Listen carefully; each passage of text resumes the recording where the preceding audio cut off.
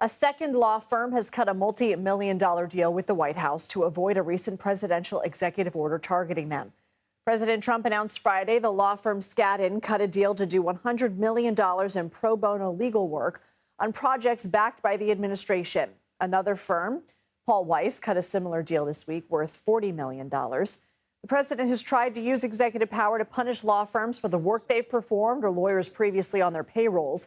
He has specifically targeted the law firms Jenner & Block, Wilmer Hale, and Perkins Coie to try and prevent them from doing business with the government. Those companies are fighting the White House in court.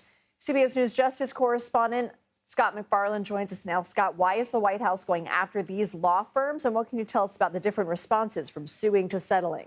Yeah, Lindsay, the White House has alleged through the executive orders, through the actual letters in the executive order, that these law firms, in their words, are engaged in political lawfare or politically motivated legal work. That is a dubious argument, according to the law firms, but nevertheless, it would be a First Amendment violation, the firms say, because you can't try to strip a law firm of its ability to do business with the government inside a government building or to have security clearances because you don't like the content of their arguments or the political speech they'd be making.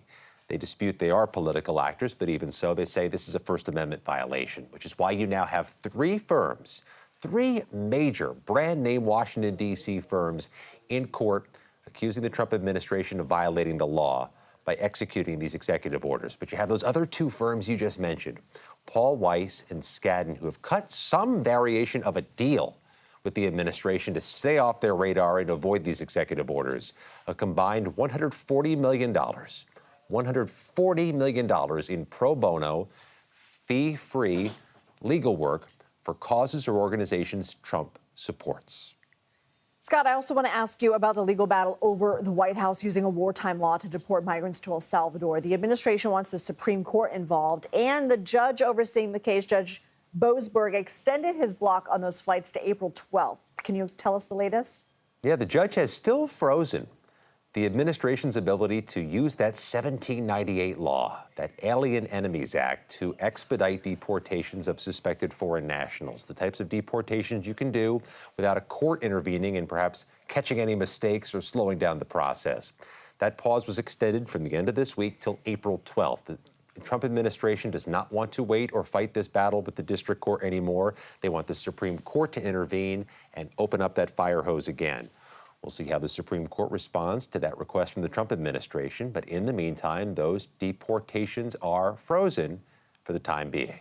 It's been a very busy day in your world. A judge has blocked the dismantling of the Consumer Financial Protection Bureau, at least temporarily. What can you tell us? Oh, this is still just the tip of the iceberg, Lindsay, but let's talk about that one as well. The CFPB, that Great Recession era consumer watchdog that was set up to avoid another Great Recession, will stay intact for the time being. In a 112-page ruling, Judge Amy Berman Jackson decided that the Trump administration has not done sufficient things or shown sufficient things under the law to shutter that bureau, which was set up by Congress. We're back to that battle, Lindsay, of does Congress empower it or does the administration empower it? They're going to fight this out some more, but in the meantime, the Consumer Financial Protection Board stays alive in the meantime. Scott MacFarlane, thank you so much.